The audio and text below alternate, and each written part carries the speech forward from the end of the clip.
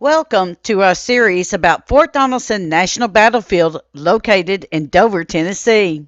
While this is not an official stop on the Donelson National Battlefield tour, this was in fact one of the last places of defense for the fort. The majority of information read is from signage inside of the national park. We did look up other information from the source materials that are available in the description box. All aboard the Kentucky-Tennessee Living Time Machine. Please fasten your seatbelts and keep your arms and legs inside of the vehicle at all times. But to get going, we need your help. We still need to fire up that time machine to transport us to Fort Donelson National Battlefield.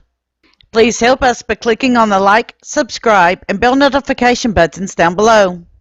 Not only does this fire up the time machine, but it convinces the YouTube algorithm that we need a bigger time machine to reach more people who love history as much as you do. Now, back to our story. After being ordered to help fortify Fort Donelson from an attack by Ulysses S. Grant, Buckner saw that the situation was hopeless.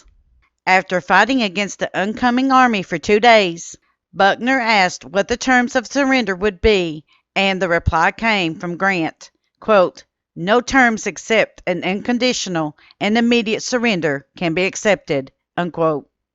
Buckner felt that these terms were, quote, "ungenerous and unchivalrous," unquote, but nonetheless surrendered.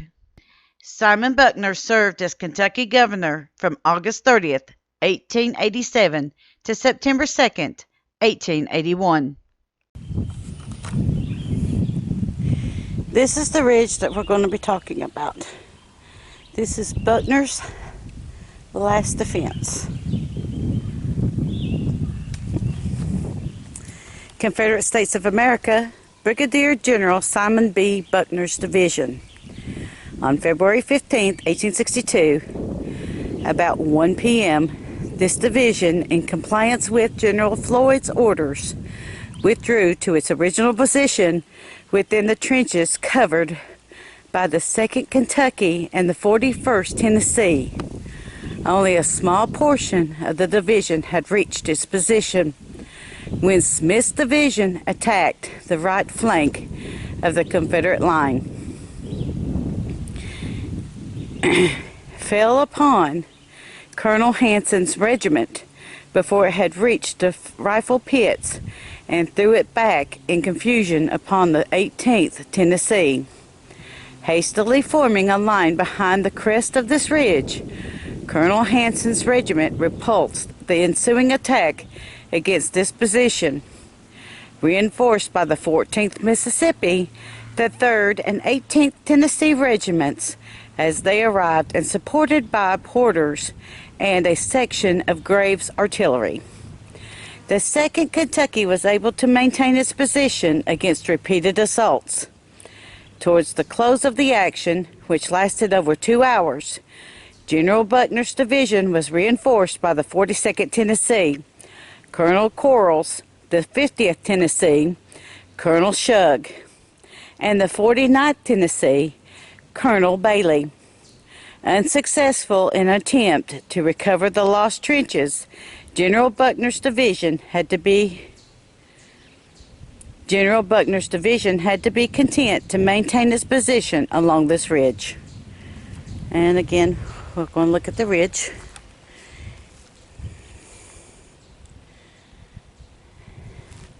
It's really a beautiful area. Very quiet.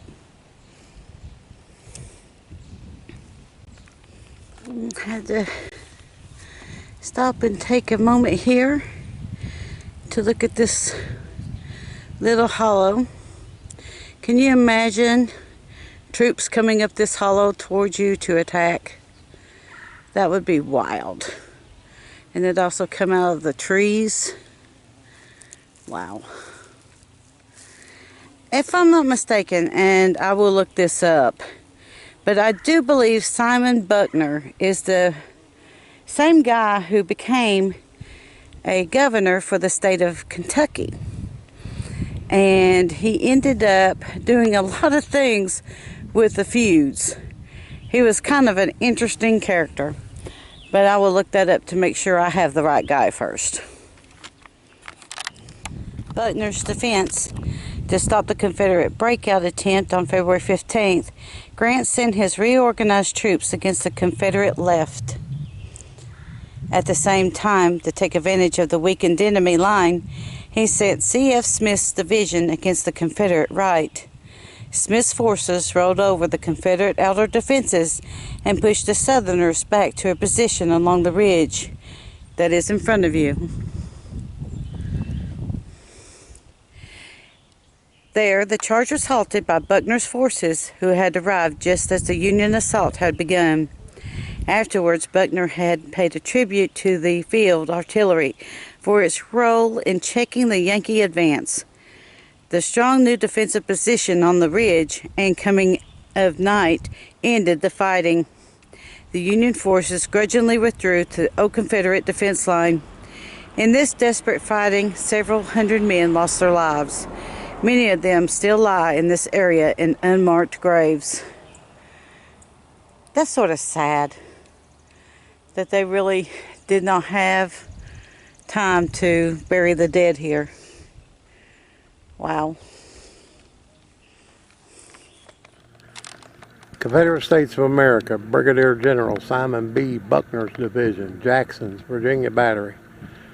This battery of 4 pieces occupied this position on the night of February 13, 1862. On February 15th, it proceeded with the division to the left of the entrenchments, where it participated in the attack against the Federal line.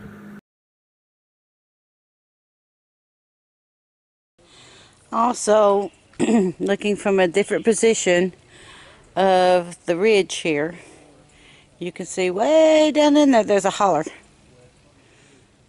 That's kind of interesting. And they may have lined up against the ridge in this direction, going this way, instead of up the hill, going that way. I mean, it would make more sense to me if you had a line going up this way to defend from people coming at you from this direction, and then having people along this ridge to keep people from coming at you from this direction. I'm just saying, you know, maybe. I don't know. I wasn't there, but it kind of makes sense to me. What about you? Let me know in the comment section.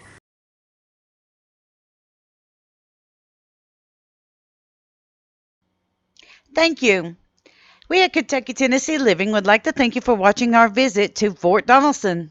Don't forget to hit that like button, as the more likes we receive, the more likely YouTube is to suggest our videos to other viewers. Also, to receive notice when we upload a new video, be sure to subscribe and click the bell notification button. We thank you for continuing to support Kentucky, Tennessee Living as we are discovering the mysteries in Civil War history.